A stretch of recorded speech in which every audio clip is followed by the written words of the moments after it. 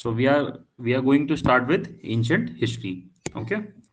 So ancient history शुरू करने से पहले हम जान लेते हैं कि हिस्ट्री का मतलब क्या होता है. ठीक है.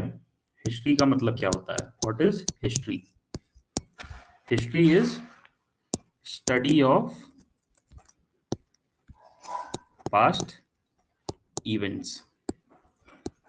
Okay. So history denotes study of past events. History का मतलब होता है कि हम अपनी पास्ट इवेंट्स को जब पढ़ते हैं. ओके. सो ये पास्ट इवेंट्स कैसे पता चलते हैं? तो अलग अलग सोर्सेस से हमें ये पास्ट इवेंट्स पता चलेंगे. ओके. कोई भी क्वेश्चन होगा तुरंत चैट बॉक्स में लिख दीजिएगा, मैं देख लूंगा. ओके. बेझिझक लिखना भाई, कोई समस्या नहीं है. आराम से पढ़िएगा, आराम से समझिएगा. जहां नहीं समझ में आएगा तुरंत पूछ लीजिएगा. ठीक है. Yes or no, please answer, and let's keep this session interactive, guys. Otherwise, there's no point. Okay.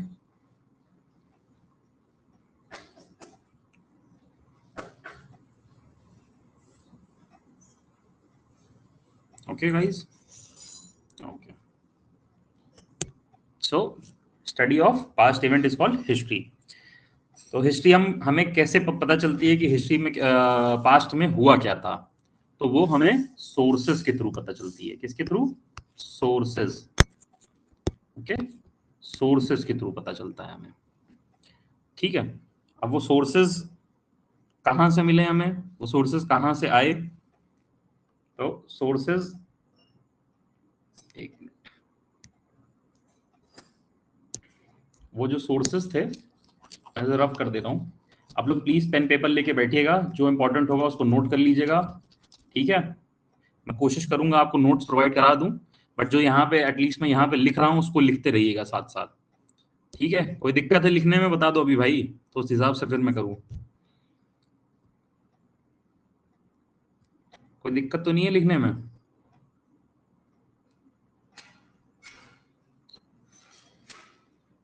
Okay. आप लोग उसको नोट डाउन करते रहिएगा. ठीक है. क्योंकि अगर आपको तैयारी करनी है तो बेसिक पेन पेपर होना चाहिए आपके पास, और वो पेन पेपर से आप लिखते रहिएगा. ठीक है. तो हम चालू करते हैं. तो हिस्ट्री हम कैसे पता चलती है कि हिस्ट्री में क्या हुआ था? तो कुछ सोर्सेस के थ्रू. ठीक है. और वो सोर्सेज आर्कियोलॉजिकल भी हो सकते हैं, वो सोर्सेज लिटरेरी भी हो सकते हैं, वो किसी भी तरीके के सोर्सेज हो सकते हैं. सुनी सुनाई बातें हो सकती हैं जो कही गई हो. ठीक है. किसी ने कहीं लिख दिया हो. तो इस तरीके से हमें पता चलता है सोर्सेज. अब सोर्सेज कितने तरीके के होते हैं ये टेबल बना लीजिएगा. ठीक है. सोर्सेज दो तरीके के होते हैं. एक तो होता है आर्कियोलॉजिकल सोर्स, दूसरा होता है literary source. Okay. Literary source. ठीक है. आर्कियोलॉजिकल सोर्स में क्या होते हैं? जो मटेरियल रिमेन्स हमें मिलते हैं. ओके. मटेरियल रिमेन्स मतलब जो जानवरों की हड्डियां मिलती हैं या कुछ बोन्स मिलती हैं हमें कई कई हजारों वर्ष पुरानी. आर्कियोलॉजिकल जब कहीं पे कोई सर्वे होता है, आर्कियोलॉजिकल सर्वे ऑफ इंडिया एक संस्था है, एक ऑटोनोमस बॉडी है, जो कि हमारी हिस्ट्री को, जो पास्ट इवेंट्स हुए हैं उनको स्टडी करती है.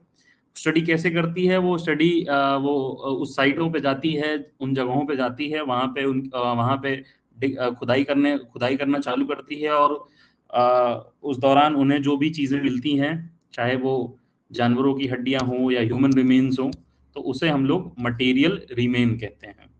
दूसरा पॉटरी. ओके. पॉटरी मीन्स मिट्टी के बर्तन हो गए या किसी भी तरीके के बर्तन हो गए, अगर उन्हें उस साइट में मिला. ठीक है. तीसरा कॉइन्स. सिक्के मिलते हैं कई बार पुराने तरीके के, तो उससे हमें पता चलता है कि ये किस किस ईयर के सिक्के हैं या कितने पुराने सिक्के हैं. या इंस्क्रिप्शन. ओके. इंस्क्रिप्शंस मतलब दीवालों पे लिखा रहेगा. ओके. तो इंस्क्रिप्शन मतलब केव्स पे, गुफाओं में लिखे हुए हैं केव्स. जैसे केव्स इंस्क्रिप्शंस हैं. जिस एक एग्जांपल में देखता हूँ, भीमबेटका केव्स हो गया. ठीक है. नियर भोपाल. ओके. सो ऐसे बहुत सारे केव हैं. We will be discussing it in length. उसके बाद फिर मोनोलिथ्स हैं. ठीक है, अशोका के टाइम पे मिलते हैं। मेगालिथ्स हैं, मेगालिथ मतलब बड़ा पत्थर, मोनोलिथ मतलब एक सिंगल पत्थर। ओके, सो इस तरीके की चीजें हैं इंस्क्रिप्शन के अंदर आती हैं। उस पर इंस्क्राइब किया गया है, कुरेदा गया है, लिखा गया है। ठीक है, किसी पत्थर पे कुछ लिखा जाए तो उसे इंस्क्रिप्शन कहते हैं। ठीक है, तो ये एक पहला सोर्स हो गया। सोर्स मतलब आर्कियोलॉजिकल सोर्स। आर्कियोलॉजिकल सोर्स में क्या होता है कि मटेरियल रिमेन्स मिलते हैं, पॉटरी मिलती है, कॉइन मिलती है, इंक्रिप्शन मिलता है। Okay, now come to the next page. अब हो गया हमारा literary source. Literary source, okay. पहले थोड़ा सा इसको एक बेसिक बैकग्राउंड जान लीजिए।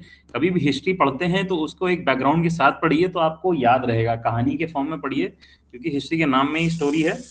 तो इसको जो है एक बैकग्राउंड के साथ और एक प्रीवियस इवेंट से कनेक्ट करके पढ़ते रहिए तो आपको याद रहेगा बेहतर।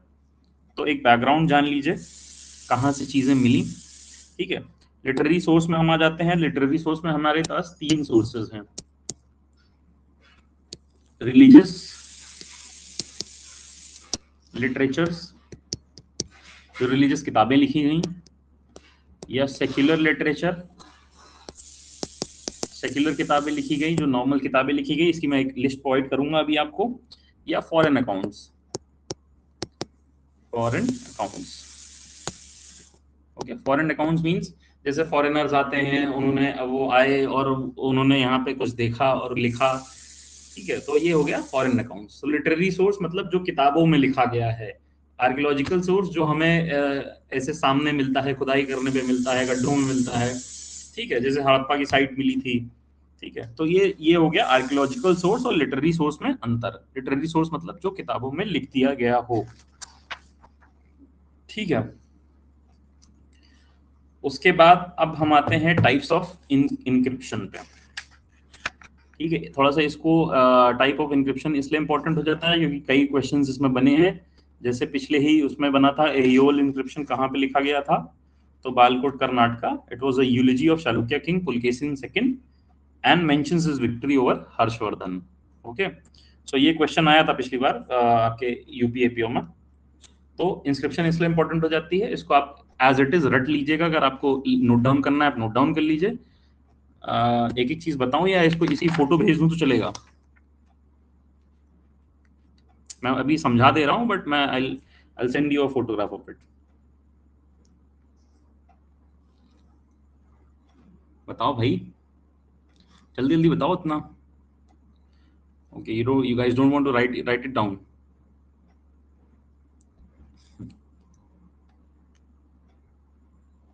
ठीक है, तो अभी जो है आपको फोटो भेज दी जाएगी। ठीक है, तो इम्पोर्टेंट एंशिएंट इंस्क्रिप्शन के बारे में थोड़ा सा पढ़ लेते हैं। नेक्स्ट पेज पे आते हैं। ठीक है, पहला है उत्तम मेरपुर इंक्रिप्शन। उत्तर उत्तर मेरपुर इंस्क्रिप्शन, ये इंपॉर्टेंट है, ये बहुत ज्यादा इंपॉर्टेंट है। इनको रट लीजिएगा क्योंकि इससे क्वेश्चन बनते ही बनते हैं। ये चेंगलापट्टू, साउथ ऑफ चेन्नई एक डिस्ट्रिक्ट है। ओके, साउथ ऑफ चेन्नई एक डिस्ट्रिक्ट है, उसका नाम है चेंगलापट्टू।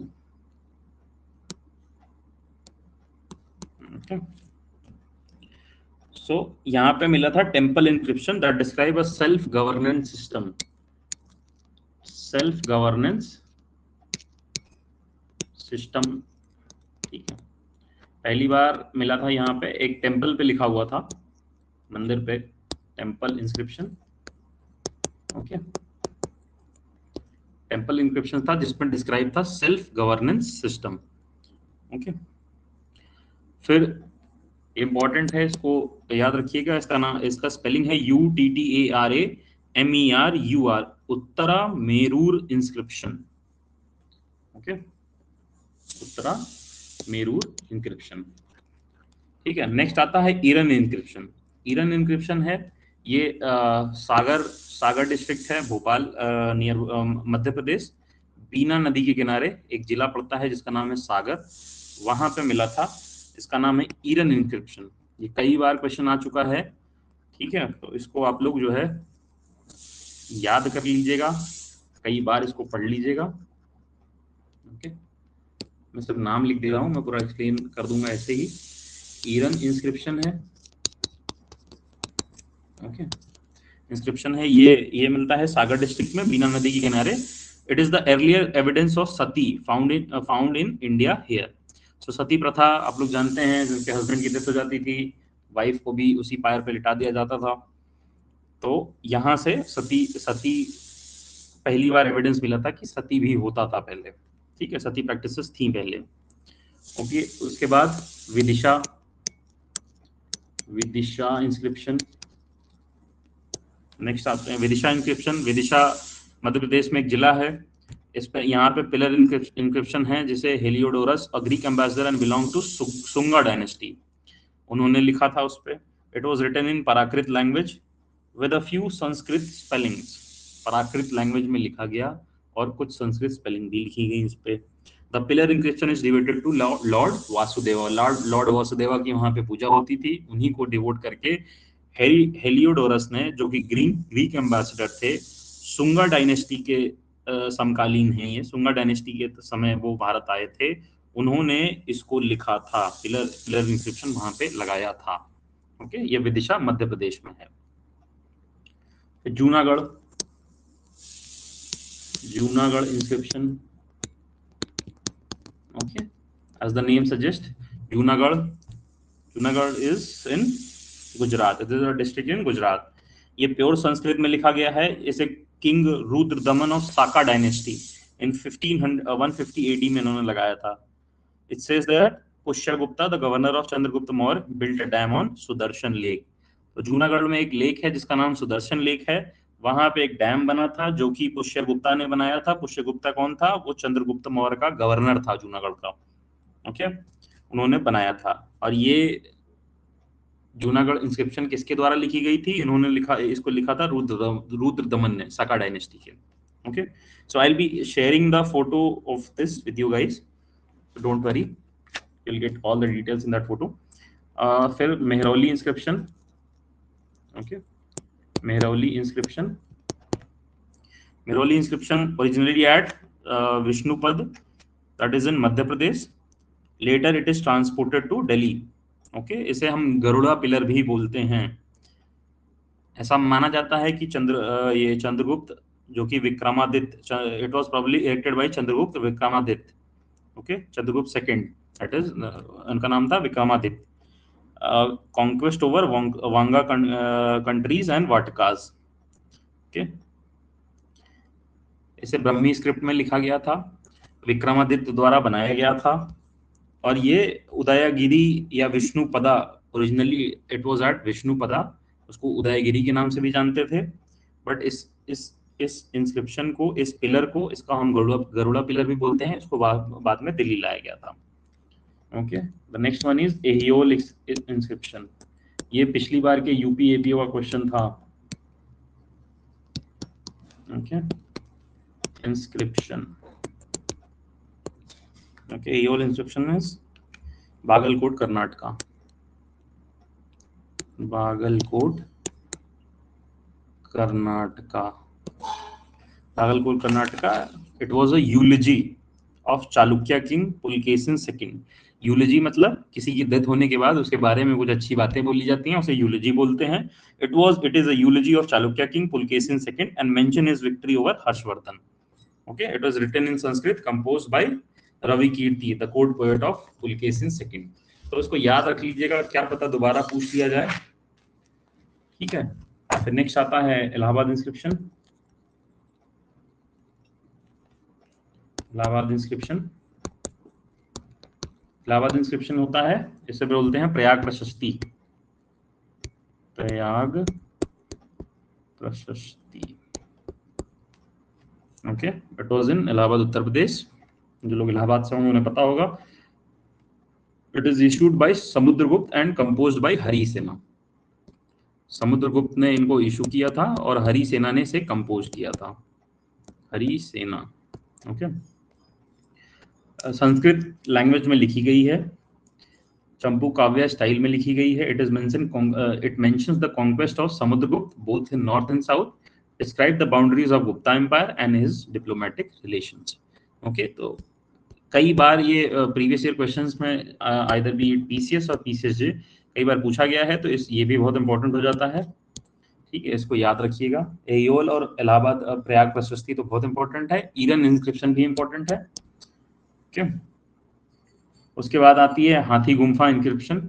हाथी Gumpha, it is in Bhubaneswar. Hathigumpha, okay, inscription, it is in Bhubaneswar, Orissa. Okay, ऐसा कहा जाता है ये Kharavela king, it was erected by Kharavela the ruler of Kalinga. Kharavela जो खारवेल थे वो कलिंगा के राजा थे। 2nd सेंचुरी बीसी में उन्होंने किया था, और ये मिलिट्री एक्सपेडिशंस के बारे में बताता है।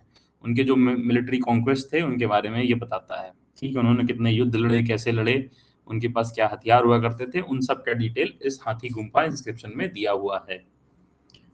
Last one is Lumbini. Lumbini inscription,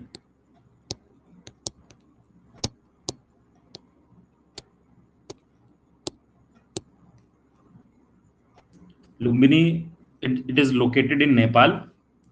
okay, इसे बुद्धा का बर्थ प्लेस भी माना जाता है। ठीक है, तो ये कुछ इंस्क्रिप्शन हो गए। इसको मैं आपको फोटो भेज दूंगा, आप इसको पढ़ लीजिएगा। ठीक है, उसके बाद फॉरेन अकाउंट्स में आ जाते हैं हम लोग। फॉरेन अकाउंट्स में कुछ किताबें हैं जो वहाँ के ग्रीक राइटर्स हो गए, या मेगस्थनी, जैसे मेगस्थनीज हो गए, हेरोडोटस हो गए, सैंड्रोकोटास हो गए, ये इन सब लोगों ने लिखा हुआ है। फाइहान आए थे, अलब्रूनी आए थे, सुलेमान आए थे। इन्होंने जो किताबें लिखी हैं उनका वो उसे हम फॉरेन अकाउंट कहते हैं। उनकी भी एक लिस्ट है जो मैं आपको प्रोवाइड कर दूंगा। ठीक है, अब आते हैं मेजर, अपना टॉपिक चालू करते हैं। ये तो हो गया बेस आपका। ठीक है, हमने पढ़ लिया हिस्ट्री क्या होती है, हिस्ट्री कैसे आती है, सोर्स से आती है। सोर्स क्या होता है? सोर्स दो तरीके का होता है, आर्कियोलॉजिकल सोर्स होता है और एक हमारा लिटरेरी सोर्स होता है। लिटरेरी सोर्स में भी 3 तरीके के होते हैं, आर्कियोलॉजिकल सोर्स 4 तरीके के होते हैं। उसमें मेजर हमने इंस्क्रिप्शंस देख लिए। इंस्क्रिप्शंस में हमने देख लिया मेजर हमारा इंपॉर्टेंट इंस्क्रिप्शन कौन सा है। अब बुक्स और उनके ऑथर्स जो कि लिटरेरी सोर्स के अंदर आते हैं, उसका हम आपको एक पीडीएफ या फोटोग्राफ प्रोवाइड करा देंगे। आप उसको हूबहू पढ़ लीजिएगा, उसमें कोई एक्सप्लेन करने जैसी चीज नहीं है। किताबें जैसे हो गई मुद्रा राक्षसा, विशाख दत्त ने लिखी थी, ये भी क्वेश्चन पिछली बार आया था पीसीजे में। राज तरंगिनी काल्हान ने लिखा था।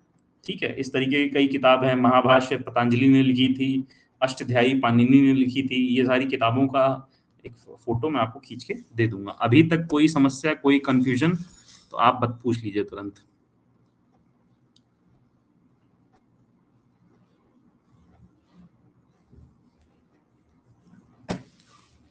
गाइस कोई समस्या, कोई? ओके, आप एक बार जिसका आवाज रुक रुक के आ रहा है वो एक बार वापस से ज्वाइन कर ले। ओके, आगे बढ़े।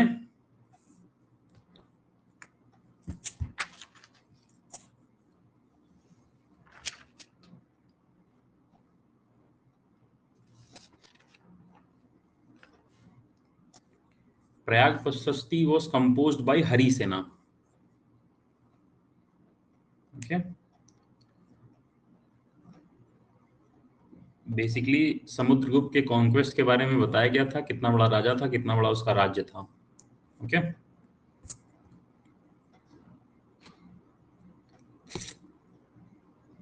चलिए आगे बढ़ते हैं।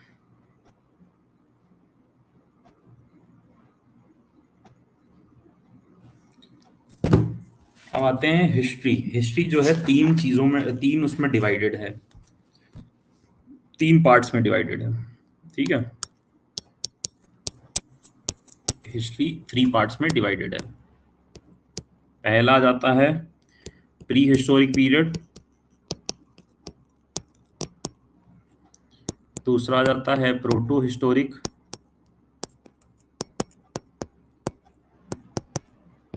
और तीसरा आ जाता है आपका हिस्टोरिकल पीरियड।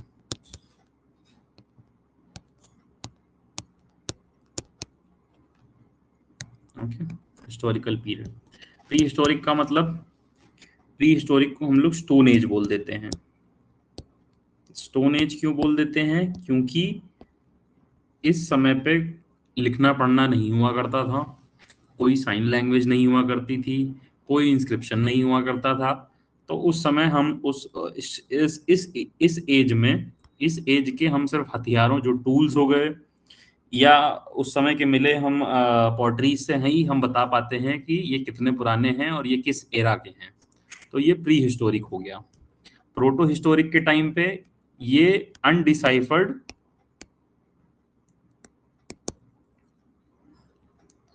अनडिसाइफर्ड इस समय हमारे पास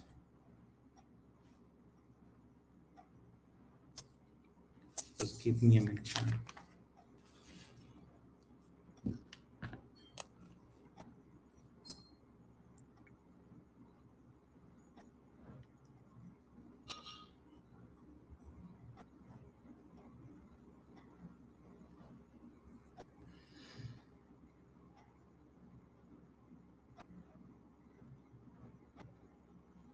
ठीक है, हाँ।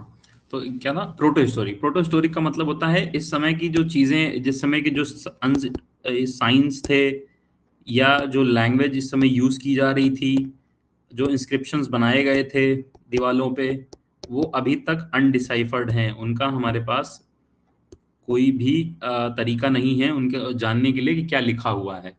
ठीक है, तो वो उसे हम प्रोटो हिस्टोरिक पीरियड में रख देते हैं। जो अनडिसाइफर्ड चीज, अनडिसाइफर्ड का मतलब हमने उसको अभी तक समझ नहीं पाए हैं कि ये क्या लिखा हुआ है। ठीक है, हिस्टोरिकल पीरियड मतलब जो किताबों में लिख दिया गया हो, जो बुक्स में आ गया हो। ठीक है, सो हिस्ट्री इन 3 पार्ट्स में डिवाइड होती है: pre historic, proto historic and historical period. Okay, so next अब हम आ जाते हैं प्री हिस्टोरिक पे। प्री हिस्टोरिक, ओके, जिसे हम स्टोन एज भी कहते हैं। स्टोन एज कहते हैं। ये इसमें क्या है कि इसके बारे में कुछ लिखा नहीं गया है, not written anywhere,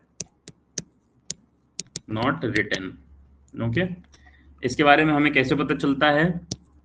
tools, old tools, paintings, उस टाइम की पेंटिंग्स के थ्रू या केव्स के थ्रू। ओके, ठीक है। अब आते हैं, इसमें प्री हिस्टोरिक भी 3 पार्ट में डिवाइडेड है। ठीक है, पहला होता है palaeolithic age. Palaeolithic, palaeolithic age जिसे हम ओल्ड स्टोन एज कहते हैं।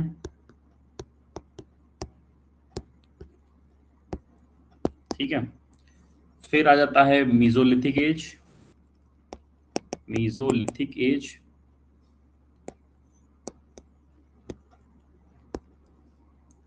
जिसे हम न्यू स्टोन एज कहते हैं। न्यू स्टोन एज, एक बताता हूँ स्टोन एज क्यों कहते हैं इसको। ठीक है, उसके बाद आ जाता है हमारा neolithic age. It is middle stone age. Mesolithic means middle stone age. Okay, तो neolithic, as the name suggests, neo means new stone age.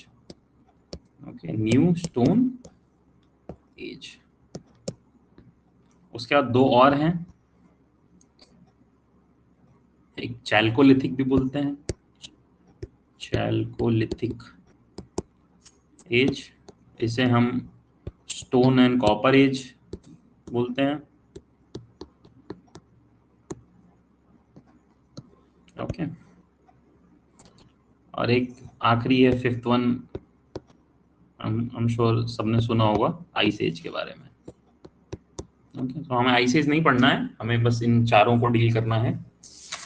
ठीक है, छोटा छोटा डील करेंगे इसको, बहुत डिटेल में ये पूछा भी नहीं जाता है।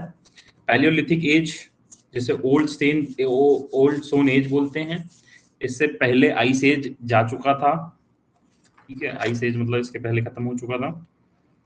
और हमें मेजर जब भी हम ये प्री हिस्टोरिक कल्चर्स या प्री हिस्टोरिक एजेस पढ़ेंगे तो इसके लिए हमें सिर्फ इम्पोर्टेंट कितना है, सिर्फ हमें उनके साइट्स जानने हैं, ये साइट्स कहाँ पे हैं, ठीक है। तो इसका भी मैं एक फोटो भेज दूंगा आपको कि इनकी साइट्स कहाँ पे दी हुई हैं। Okay, so let's start with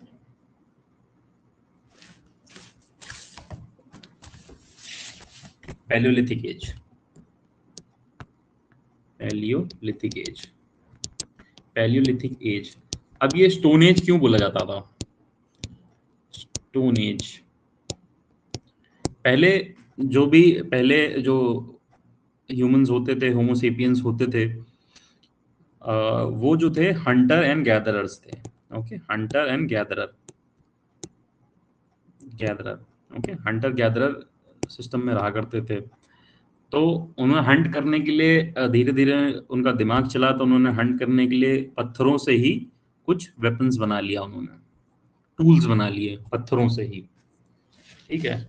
इसीलिए उसे हम स्टोन एज कहते थे। उस टाइम पे जो टूल्स थे वो पत्थरों के हुआ करते थे, ठीक है। पैलियोलिथिक में भी कई फेजेस हैं, बट हम इसको ओवरऑल पढ़ लेते हैं एक बार में। ये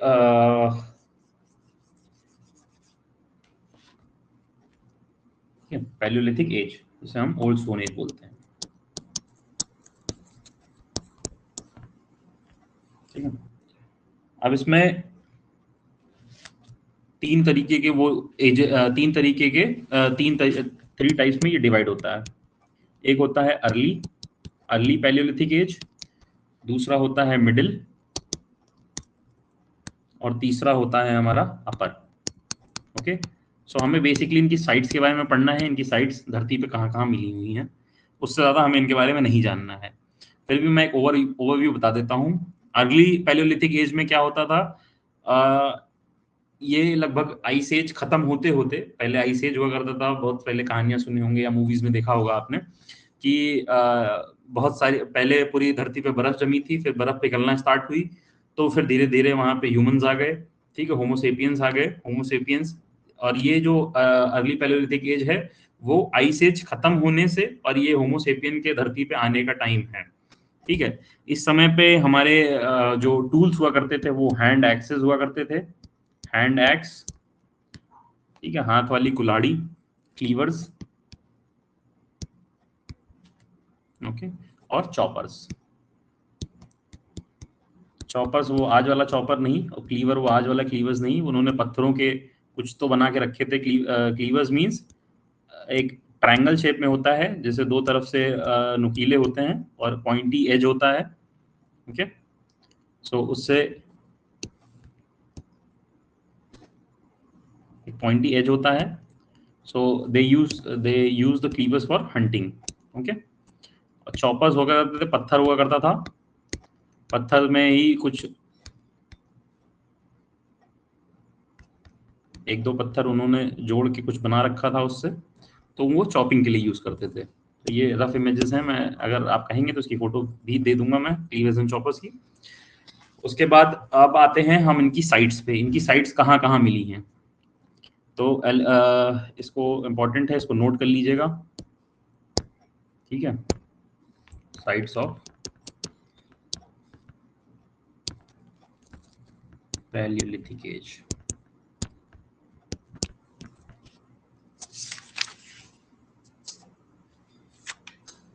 ठीक है। पहला है बोरी, महाराष्ट्र। यहाँ पे लाइमस्टोन लाइमस्टोन टूल्स यूज हुए थे, ठीक है। जब आर्कियोलॉजिकल सर्वे ऑफ इंडिया ने यहाँ पे ढूंढा तो उन्हें लाइमस्टोन टूल्स मिले, ठीक है। ये हो गए site of palaeolithic age. Belan valley,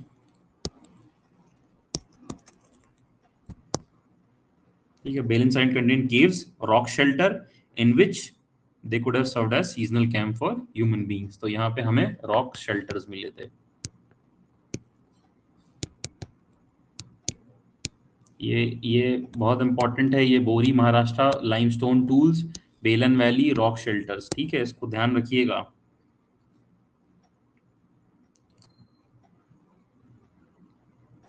ये राजस्थान में है बेलन वैली। दिदवाना करके एक जगह है राजस्थान में जो कि डेजर्ट एरिया के पास पड़ती है, वहां पे पड़ता है बेलन वैली, ठीक है। तीसरा है Bhimbetka caves. Bhimbetka caves, Bhimbetka caves ये भोपाल के पास है, भोपाल एमपी। यहाँ पे पेंटिंग्स मिली थी, ठीक है। और ये बहुत इंपॉर्टेंट है, ये हर एज में यहाँ पे पेंटिंग बनाई गई है। और ऐसा माना जाता है according to Mahabharata, Bhima during the exile period यहाँ पे वो रेस्ट किया करते थे, ठीक है। भीम पांचों पांडवों में तीसरे नंबर के पांडव, ठीक है। तो ये हो गई आपकी पैलियोलिथिक एज की साइट्स। स्वान वैली,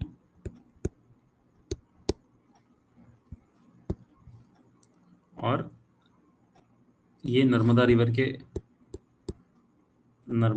किनारे पड़ती है, ये भी एमपी में ही होगा फिर, ठीक है। अब आ जाते हैं नेक्स्ट एज पे, दैट इज मीजोलिथिक एज, ठीक है। तो ये कुछ साइट्स हो गए, इनको याद रखिएगा, ये बहुत इंपॉर्टेंट हैं। और इसमें एक मिसिंग है जो ही तुंगभद्रा वैली, तुंगभद्रा वैली, ये कर्नाटका में है, ठीक है। तो ये इंपॉर्टेंट साइट हो गई। सोहन वैली, गोदावरी, इसमें एक और ऐड कर लीजिएगा, गोदावरी,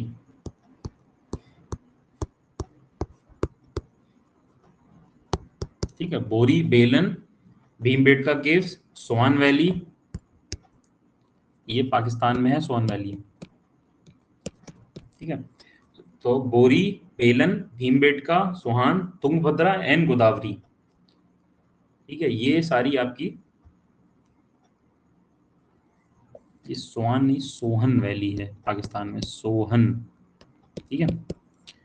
सो Bori, Belan, Sohan, Sohan, Tungabhadra and Godavari plus Bhimbetka caves, these are the sites of palaeolithic age, okay. So अगर नहीं समझ में आ रहा है तो फिर एक बार मैं बोल दे रहा हूं।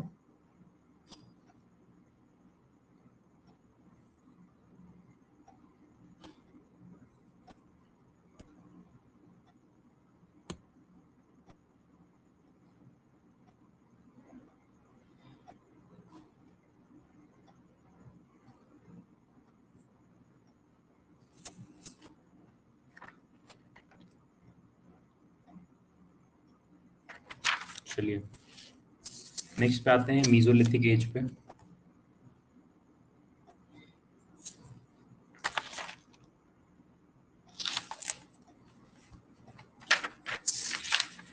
ठीक है, नेक्स्ट पे आते हैं mesolithic age. Mesolithic age, mesolithic age means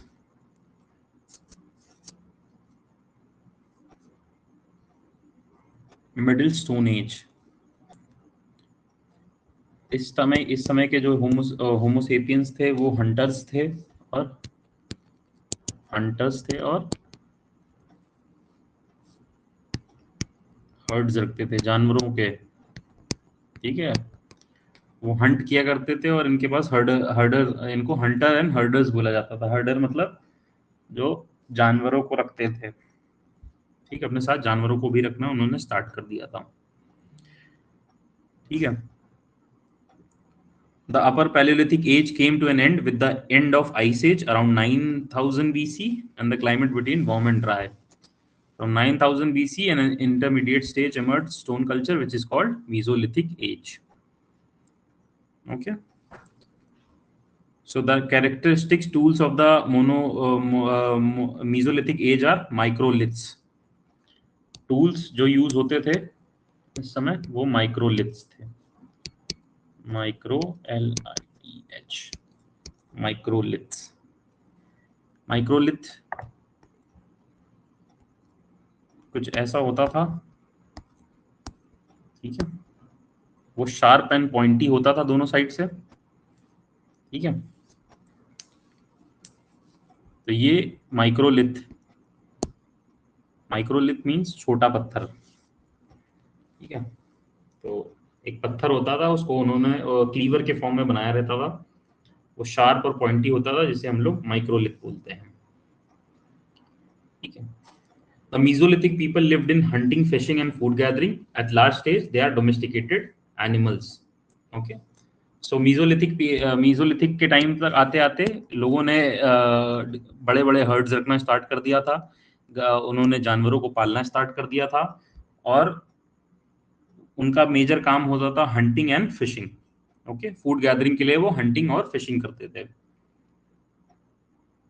Adamgarh MP और Bagor in Rajasthan, they provide the earliest evidence of domestication of animal.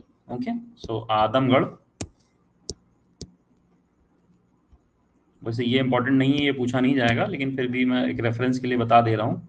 ये एमपी में है और ये राजस्थान में है, ठीक है। यहाँ से हमें मिलता है डोमेस्टिकेशन ऑफ एनिमल का सबूत। डोमेस्टिकेशन ऑफ एनिमल मीन्स जानवर पालना। ओके,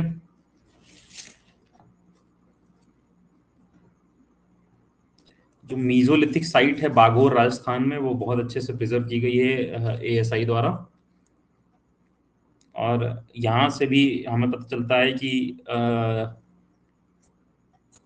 हंटिंग और गैदरिंग वो किया करते थे। यहाँ से बागोर वाली साइट से हमें पता चलता है hunting and gathering mesolithic age के होमोसेपियंस किया करते थे, ठीक है। तो बेसिक यही इंपॉर्टेंट है इसमें, और कुछ है नहीं।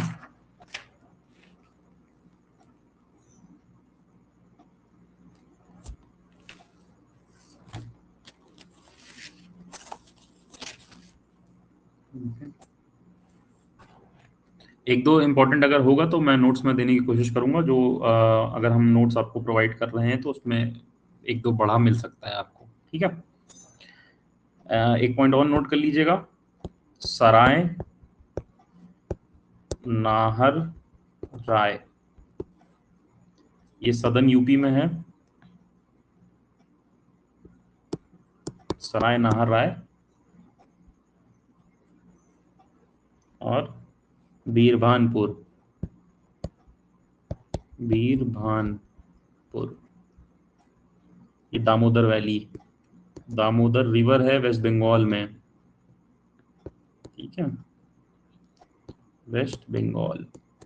तो बीरभानपुर, BIRBHANPUR, ठीक है, Damodar valley, Birbhanpur, Sarai Nahar Rai Uttar Pradesh, Adamgarh MP, Bagor Rajasthan. These are the 4 sites of mesolithic age.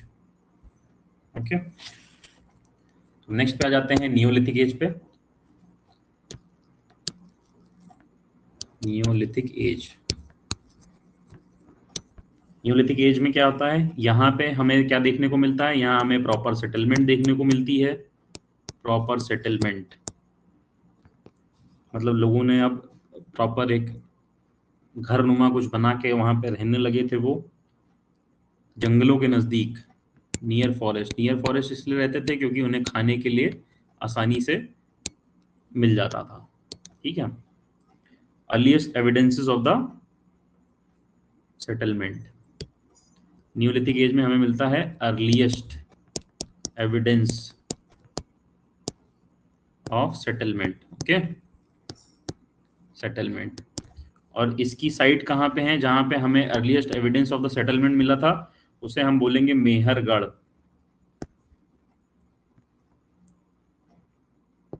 Okay, फिर दूसरा है बोलान पास, और तीसरा है बलूचिस्तान,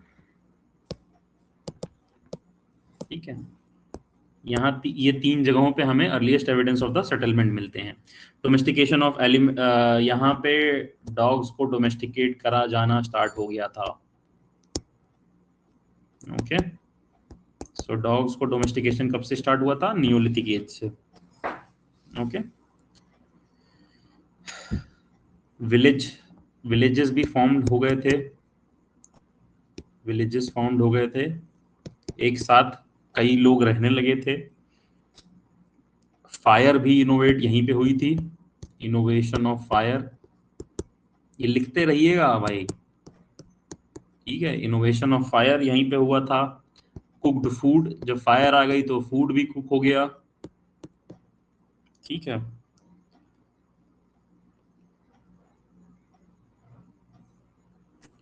टूल्स यहाँ पे कैसे थे, टूल्स पॉलिश्ड हुआ करते थे और पॉइंटेड हुआ करते थे। ओके, सो ना अब उन्होंने टूल्स को पॉलिश करना भी स्टार्ट कर दिया था नियोलिथिक एज में। उसके साथ साथ पॉटरी जो इनकी थी वो ब्लैक एंड ग्रे थी। ओके, पॉटरी का रंग क्या था,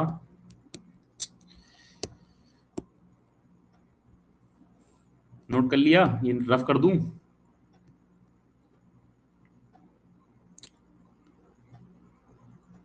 नोट कर लिया ये पॉइंट कि नहीं, क्या रिपीट करना है गौरव, वकील साहब बताइए क्या रिपीट करना है, जल्दी बताइए। मैं फिर से बोल दे रहा हूँ, प्रॉपर सेटलमेंट हुआ, earliest evidences of the settlement मिले यहाँ मेहरगढ़, बोलन पास और बलूचिस्तान में। डोमेस्टिकेशन ऑफ डॉग्स यहाँ पे स्टार्ट हो गया था। एग्रीकल्चर फार्मिंग यहाँ स्टार्ट हो गई थी न्यूलिथिक एज में, सेटल्ड लाइफ हो गई थी, विलेज फॉर्म हो गए थे। कुक्ड फूड, क्योंकि इनोवेशन ऑफ फायर हो गया था। पॉटरी का कलर ब्लैक एंड ग्रे था, पॉटरी लिख लीजिए, पॉटरी का colour black, pottery dash black plus grey, वो किसके लिए यूज होती थी, कुकिंग के लिए भी यूज होती थी और स्टोरेज के लिए भी यूज होती थी। टूल्स जो थे वो पॉलिश्ड थे और पॉइंटेड थे। ये आपके न्यूलिथिक एज के कैरेक्टरिस्टिक्स हैं, ठीक है। अब आते हैं नेक्स्ट पेज पे। अब इसकी इंपॉर्टेंट साइट्स है, लिख लीजिएगा, ये थोड़ा सा इंपॉर्टेंट है, इंपॉर्टेंट साइट्स, ओके।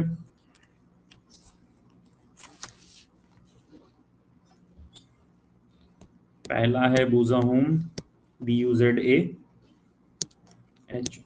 स्पेलिंग गलत हो सकती है कहीं पे, ये श्रीनगर के पास में है, नियर श्रीनगर, JNK, ठीक है।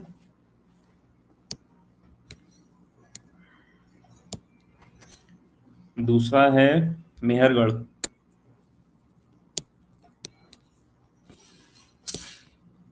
ठीक है।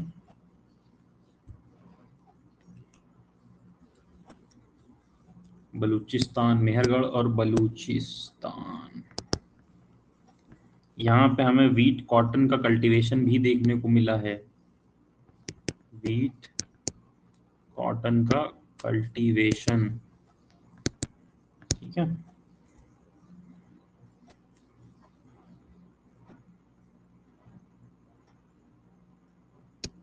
फिर तीसरा आ जाते हैं कोल्डीवा, KOLDHIWA, ये इलाहाबाद के नियर है कहीं पे, ठीक है। फिर ब्रह्मगिरी, ब्रह्मगिरी कर्नाटका, नॉर्थ कचार हिल्स,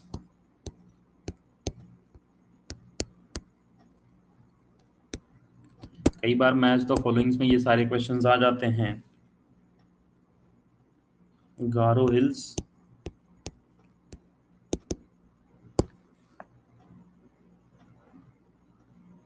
और सबसे लास्ट में भीमबेटका केव्स, तो भीमबेटका तीनों में कॉमन है, तो इस चीज को ध्यान में रखिएगा, ठीक है। यहाँ खत्म होता है आपका नियोलिथिक एज। अब लास्ट में है चैल्कोलिथिक एज, उसके बाद हम लोग इंडस वैली सिविलाइजेशन स्टार्ट करेंगे, ठीक है।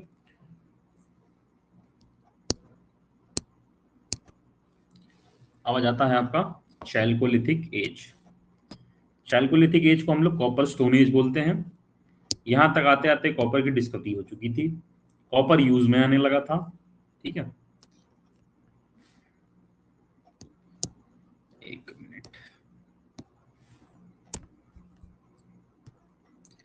यहाँ तक कोई डाउट, कोई दिक्कत, कोई समस्या आप पूछ सकते हो तुरंत, या हम लोग आगे करें? बस लास्ट है ये, इस चैप्टर का लास्ट है ये।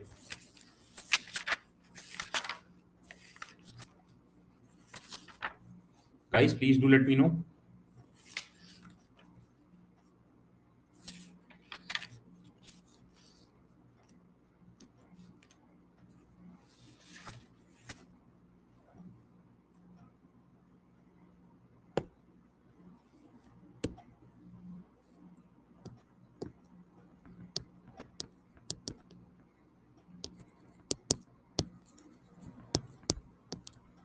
ठीक है, चाल्कोलिथिक एज में आ जाते हैं। यहाँ पे इसको हम copper stone use, copper stone age भी बोलते हैं।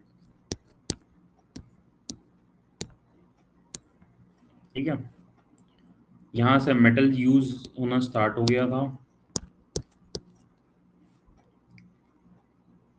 इसे हम end of neolithic and start of chalcolithic age भी बोलते हैं। ब्रॉन्ज का भी यूज स्टार्ट हो गया था यहाँ से। ठीक है, ब्रॉन्ज कैसे बनता है? कॉपर प्लस टिन से।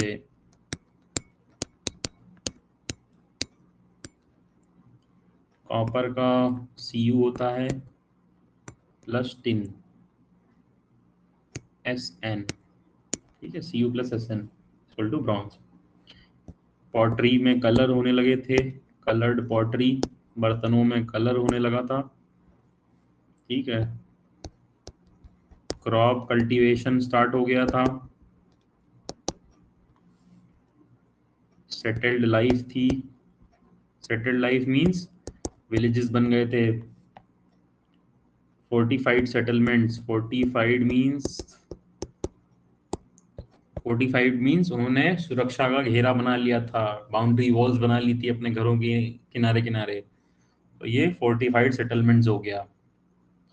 ओके, और यहाँ से रिलीजियस बिलीफ स्टार्ट हो गया था, उन्होंने भगवान की पूजा भी स्टार्ट कर दी थी, रिलीजियस बिलीफ्स।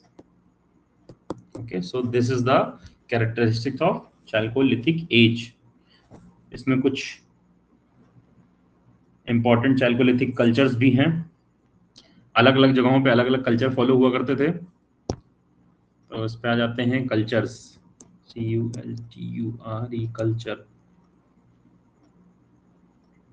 ठीक है, पहला है आहार कल्चर, AHARCULTURE आहार कल्चर। ठीक है, ये उदयपुर राजस्थान में देखने को मिला, उदयपुर राजस्थान। ठीक है, गणेश्वर, ये सीकर में मिला देखने को, दायमाबाद,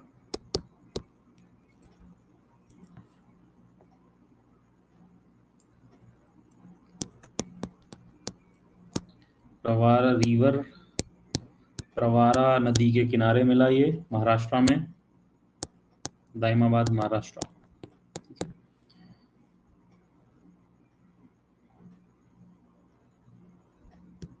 जोरवे एंड इनाम गांव, ये भी हमें महाराष्ट्र में देखने को मिला। और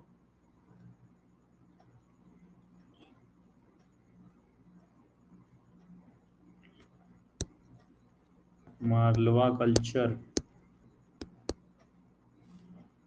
ये नर्मदा नदी के किनारे। ठीक है, तो ये कुछ कल्चर्स हैं। कल्चर्स मतलब अलग अलग तरीके के लोग अलग अलग चीज़ों को मानते हैं, जिन मान्यताओं को हम कल्चर कहते हैं। ठीक है, अब इसी में दो केव्स हैं जो कि इंपॉर्टेंट हैं, केव्स ऑफ नियोलिथिक। पहला भीमबेटका, वो सारे ही साइट्स भीमबेटका केव्स MP में है। ओके, तो दूसरा है जोगीमारा केव्स, जोगीमारा केव्स, ये छत्तीसगढ़ में है। ठीक है, इसे हम अर्लीस्ट बुद्धिस्ट साइट भी है।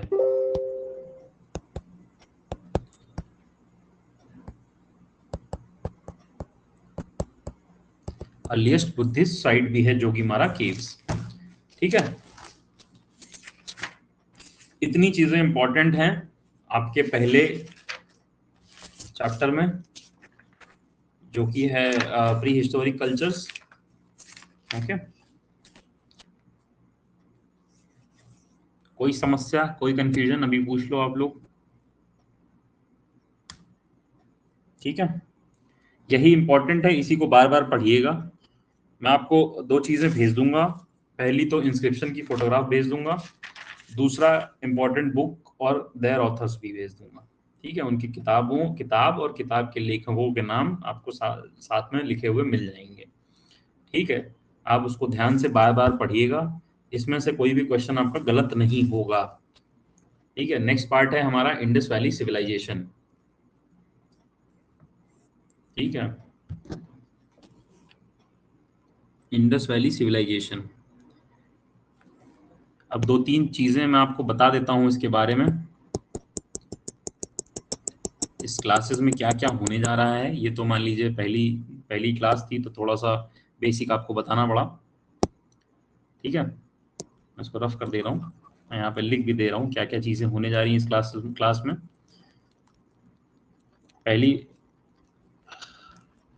पहली बात तो आपको ये लाइव क्लासेस प्लस रिकॉर्डिंग आपको मिलती रहेगी। ठीक है, लाइव क्लास मिलेगी प्लस रिकॉर्डिंग मिलेगी आपको।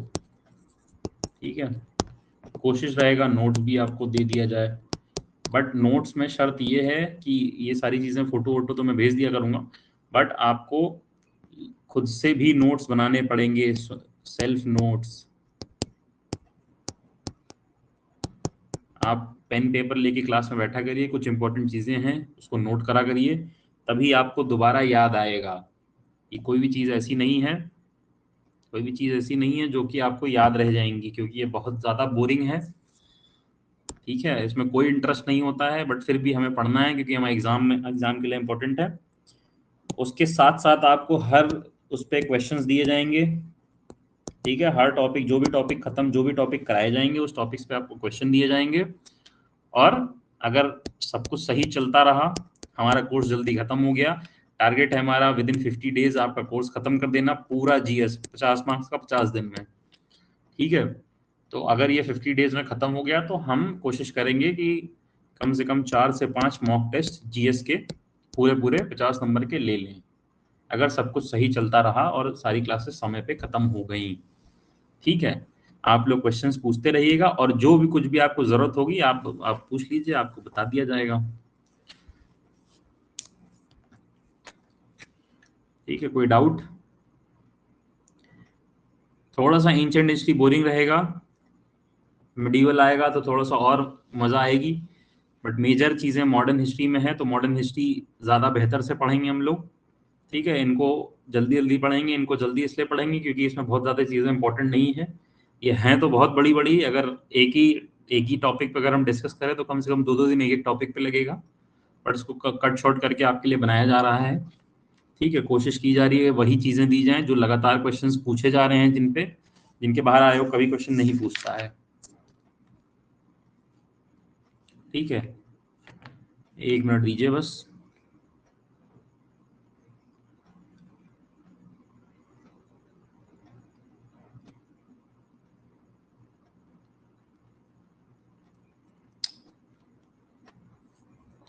एक किसी ने कहा था बेलन वैली यूपी में है, हाँ बेलन वैली यूपी में ही है वो, मेरे नोट्स में मैंने गलत लिख रखा था।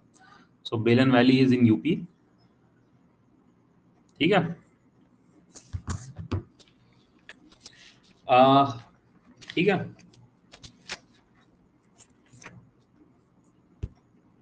हम्म,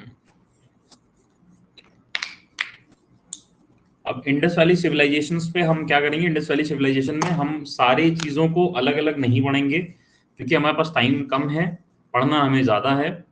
तो हम उन चीज़ों को क्या करेंगे कि एक टैबुलर फॉर्म में पढ़ने की कोशिश करेंगे। ठीक है, कितनी साइट्स हैं, उनके क्या लोकेशन है, उनका एक्सकेवेशन कब हुआ था, ईयर क्या था, और मेजर फाइंडिंग्स क्या है। इसके अलावा कुछ पूछा नहीं जाता है, कुछ भी इंपॉर्टेंट पॉइंट्स हो गए वो मैं आपको बता दूंगा, ताकि ये हमारे जल्दी जल्दी कवर होते रहें। ठीक है, साइट्स उनकी कहाँ है, ये सारी चीजें तो मैं बता ही दूंगा। और उसके बाद हम लोग फिर आएंगे वैदिक एज पे। ठीक है, जस्ट 1 मिनट हमको दीजिएगा, फिर हम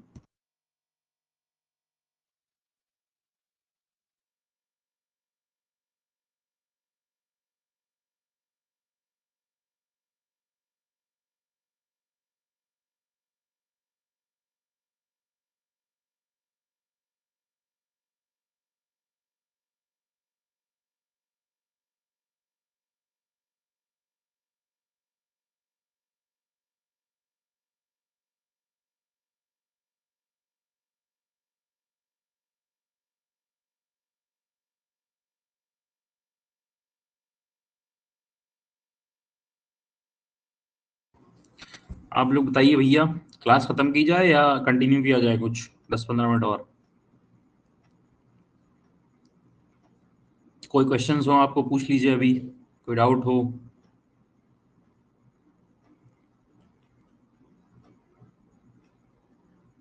नेक्स्ट टाइम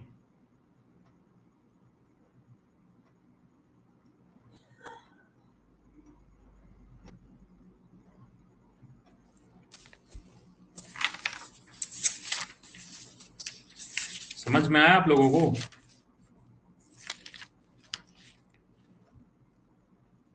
ठीक है, चलिए हम यहीं पे खत्म करते हैं, फिर आगे उसको कंटिन्यू करेंगे। ओके, चलिए,